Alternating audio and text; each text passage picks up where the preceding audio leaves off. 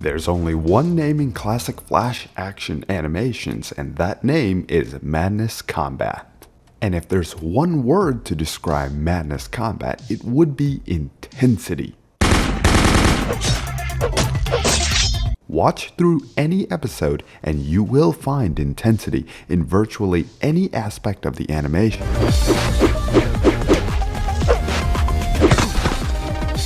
From the fluid fight sequences, shootouts to the music,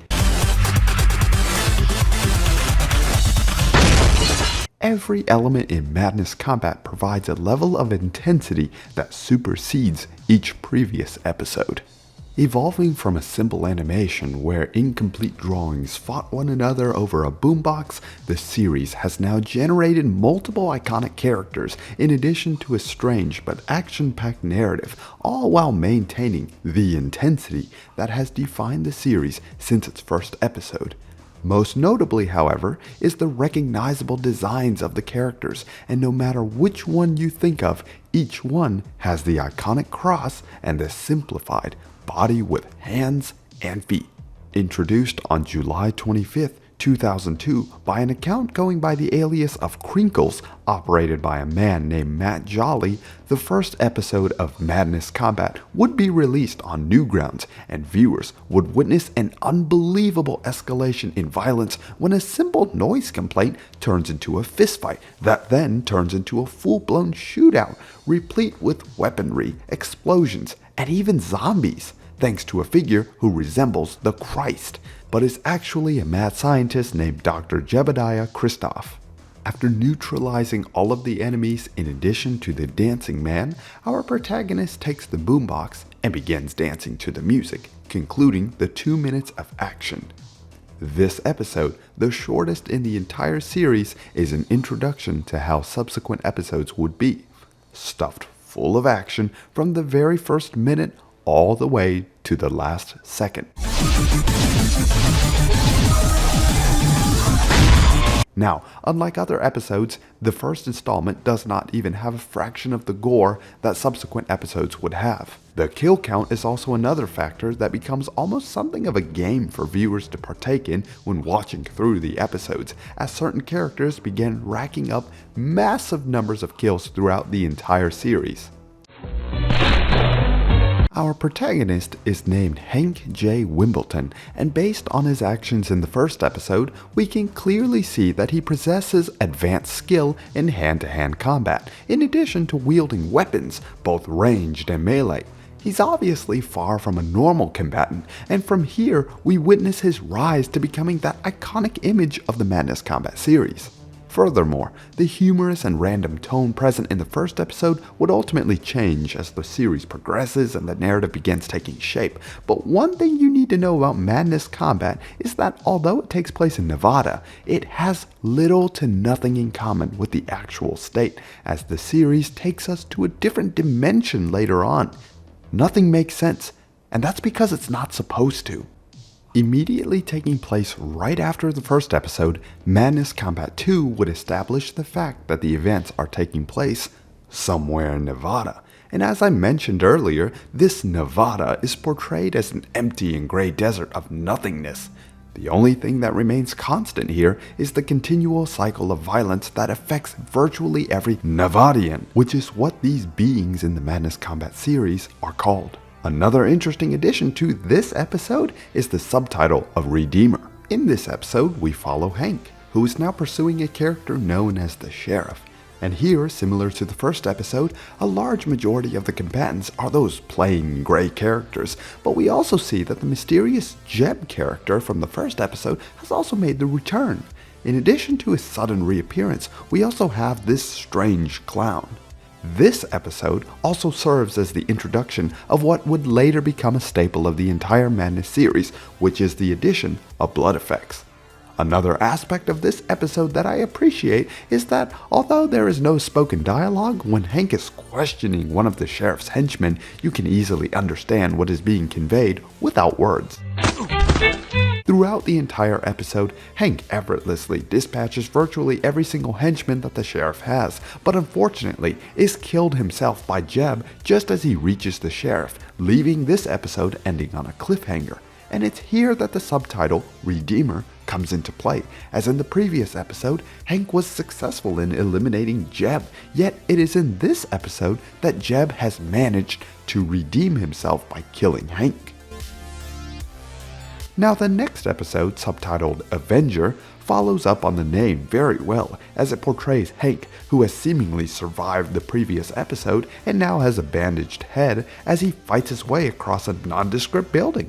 Unlike the previous two episodes, this one includes the first appearance of dismemberment, when characters are impacted by high-caliber weaponry.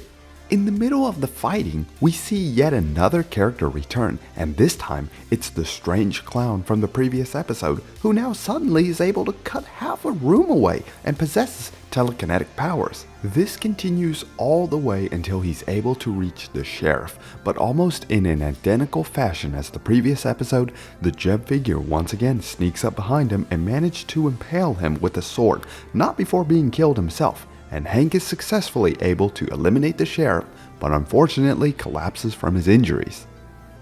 Episode 3 has a lot of strange elements in it, considering that at one point we see the sun transform into a combatant that fights Hank, and by killing the sun, the whole world turns dark.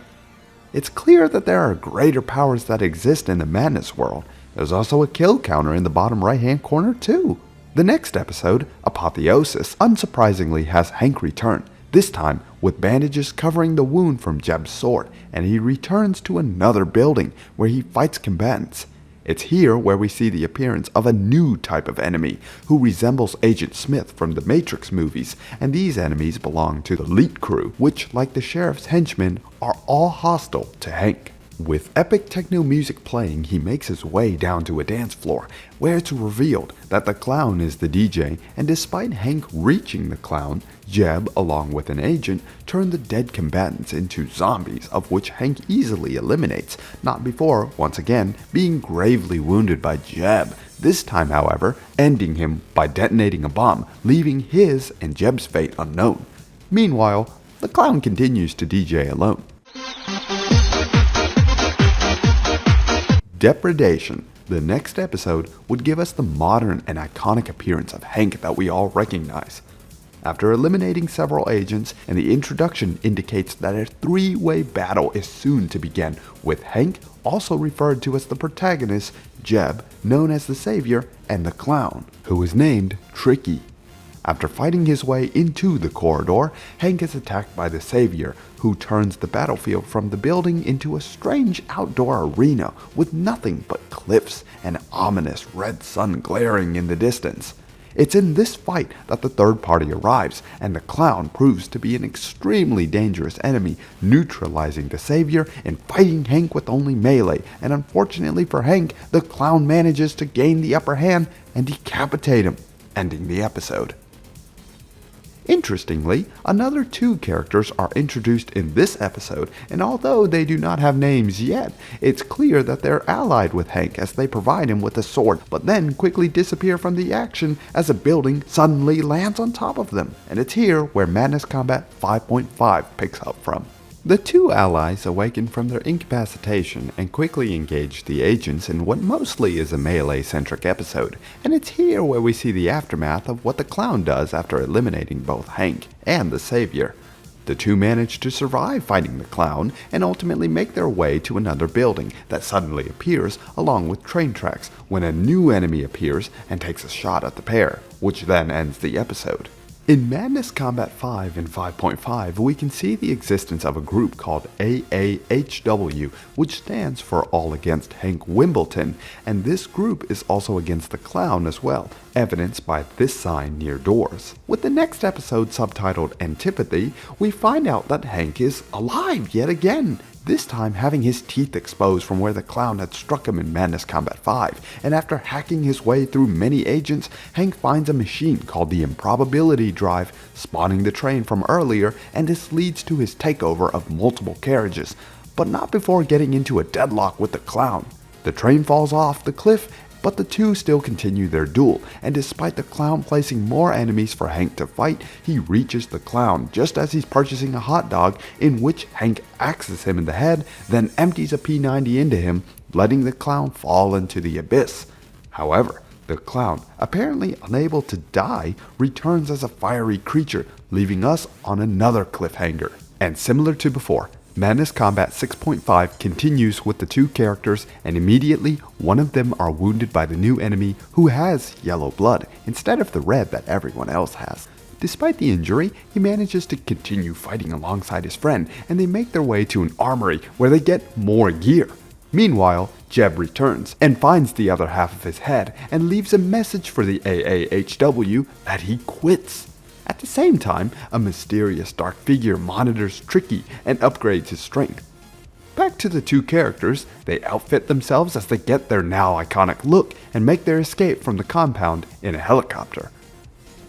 Now, going to Madness Combat 7, subtitled Consternation, we see the aftermath of the battle between Hank and Tricky, and it's not good. Hank is missing half of his head, and Tricky clearly has a massive advantage. However, there is a sudden lightning strike, and Hank is miraculously healed, restored to his prior uninjured form. Per the course, he works his way through many agents, including chainsawing a giant mag agent, and as he does this, however, he is continually attacked by the flaming Tricky until he is thrown out of the building, where the Savior intercepts him and eliminates him once again. This leads the mysterious dark figure to turn the dial of advanced training to a really concerning level. The accompanying Madness Combat 7.5 has the two characters, named Sanford and Demos, fight their way through another building, ultimately receiving the news that Hank has been terminated and that they need to recover his body. Madness Combat 8, Inundation, starts off differently, as it's the Savior who this episode primarily focuses on. Based on the words at the start of the episode, it's clear that he wants to bring an end to the madness that has plagued Nevada, but opposed to his intentions is the mysterious dark figure who is called the Auditor. After witnessing the Savior fight through many agents, the Auditor gets a minigun and mounts a defense against the Savior, who he has poisoned with malicious code. After making his way to the Auditor's computer, the Savior begins a process known as the Normality Restoration, a process that will likely restore Nevada to a neutral and less violent state, but ends up causing a massive explosion.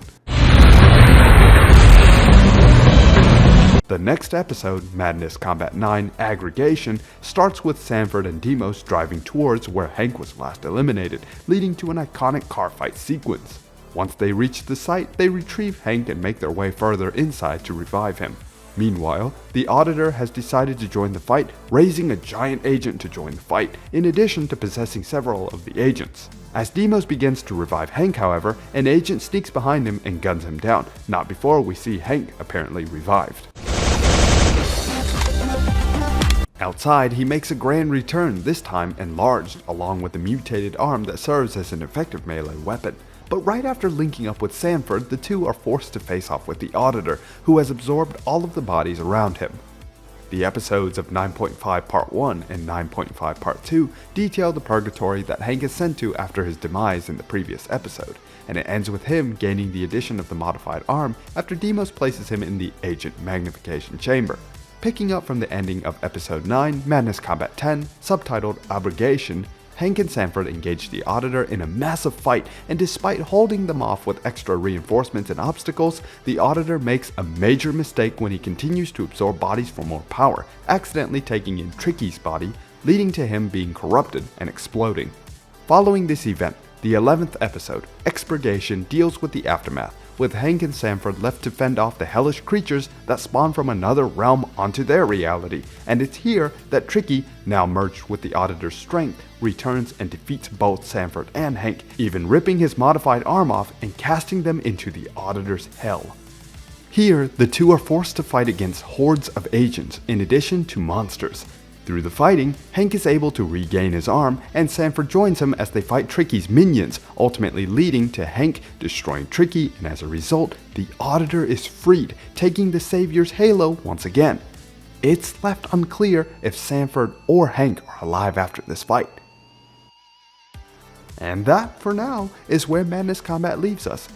Krinkels has published an update on the latest episode, which will be the 12th installment, and he notes that the end is in sight, which hopefully means that we will see what will happen in the aftermath of Expurgation. There are more episodes, such as the short subseries that follows Deimos after he is killed in episode 9, and the Incident subseries, but they add on to the main storyline, which is what I covered here. As the years pass, Krinkels would add on to the relatively scant amount of lore for the Madness world. For example, Madness characters are referred to as Nevadians and aren't people, as their skin is like clay. Furthermore, their anatomy, although similar to humans, is unique. There's also a constant reminder that for our characters, particularly Hank, that they must do what comes natural, and that is, of course, to become an unstoppable killing machine, which we have seen him do consistently throughout the entire series. Another interesting aspect of the first few episodes is that the words have a lot to do with religion, such as apotheosis meaning the deification of someone or something, in addition with Redeemer, which is kinda obvious considering Jeb's name and appearance. If there's one thing you need to know about the Madness Combat series, it is that these animations are a massive undertaking in order to complete. Each frame of the animation has to be individually keyframed, and if you've ever played around with any animating software such as Sticks, then you would know that this is an extremely time-consuming process. In light of such arduous craftsmanship, however, we, the audience, end up receiving a product that is not only fluid, detailed, and enjoyable, but also remains rewatchable, even if the animation is aged well over 2 decades. You can see the progression that Krinkels made with each iteration of Madness Combat, from the addition of gore in the second episode all the way to the extended and complex fight sequences in subsequent episodes. Given that the 11th episode came out in 2019, it's been years since the last episode has come out, and with that in mind, episode 12 has been in production for years now. This is yet another aspect of the Madness Combat series that I find to be so remarkable, and that although over 20 years have passed since it was first released, the series still manages to put an extraordinary amount of work into each episode, bringing the same thrill that kickstarted the whole series to begin with. The Madness Combat series is the epitome of what the Flash era was about, creating new worlds and expanding upon them, no matter if they made sense or not. And even though Krinkels' work is still continuing at the time of this video, there are hundreds of other fan movies that provide the same exhilaration that his series does, and the Madness community does not disappoint with what it has brought to the table. The contribution that the Madness Combat series brought to the early 2000s internet can't be overstated. It could be argued that there are very few other animations out there at the time that had the same level of action, gore, and intensity that the Madness Combat series had. Think about it, what other animation was set in a world that was monochrome, beset by violence, and had supernatural events and characters? And don't forget about the impact of Impact, the iconic industrial font that provides the attitude to the world of madness, and the iconic phrase, "somewhere in Nevada." It appears as the dominant font, and no matter where you look, Impact is most likely the typeface staring back. So for those who watched Madness Combat when they were younger, I bet that they're reminded of the series whenever they see the Impact font. Likewise, the designs of the characters are second to none, as every single character, regardless of status as the common grunt, antagonist, or protagonist, has that iconic plussed face design, and the unique costume for the ones that have them are also another win for setting it apart from other action animations, such as the common but equally impressive and entertaining stick fighting movies. Anytime you'd venture out and look for fun Flash games to play, it was guaranteed that you'd find the legendary Madness interactive game somewhere out there as one of the top action games to play. This game, for those of you who've never played it, is the first iteration of how the younger audience back then would get to relive the epic fight scenes they saw in the movies. You load into the game, play either the campaign or sandbox, and use WASD to move around, Q and E to switch weapons, and your mouse to swing at enemies, hopefully upgrading from melee to firearm later in the game. One massive caveat that I still have with this game is that if you play in the windowed mode, your mouse cursor will often just fly out of the game, and it's so annoying. But as you progress through the levels, you can level up, making your character more effective in battle.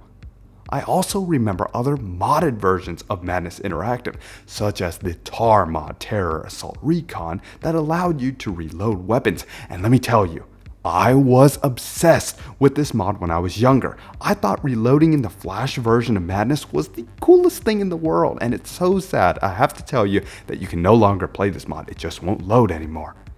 There was also a World War II mod, but I can't seem to find it anymore. But arguably the best version of Madness Interactive was the official sequel released on the internet as Madness Project Nexus, now known as Project Nexus Classic, which had a campaign and a whole testing lab for you to play around in. It's probably this Madness game that you recognize, but another game of the same name was released on Steam as a 3D beat-em-up game. An interesting note for those of you who still might be interested in a 2D version of Madness is that Zooey, the developer behind the popular People Playground game, is currently working on a free, highly customizable game called Madness Interactive Reloaded. The game looks like you're watching an episode of Madness, and this game is going to bring many dreams and wishes that our younger selves so badly wanted to reality, so go check it out if you're interested. Let's also not forget about the many fan movies that utilize the familiar Madness character design and action. In fact, with September 22nd acting as the annual date for Madness Day, creators from all across the world are encouraged to share their animations and creations on Newgrounds for a chance to win some money and other neat prizes from Krinkels and the community. It's a tradition that continues to this very day, and from when I'm uploading this video, there will just be about a month until it's Madness Day. One specific fan series that I wanted to point out to you is by an artist called Little Lucky Link, and let me tell you, his series gave me existential creeps when I was younger, and that's because his movies were about the zombie apocalypse.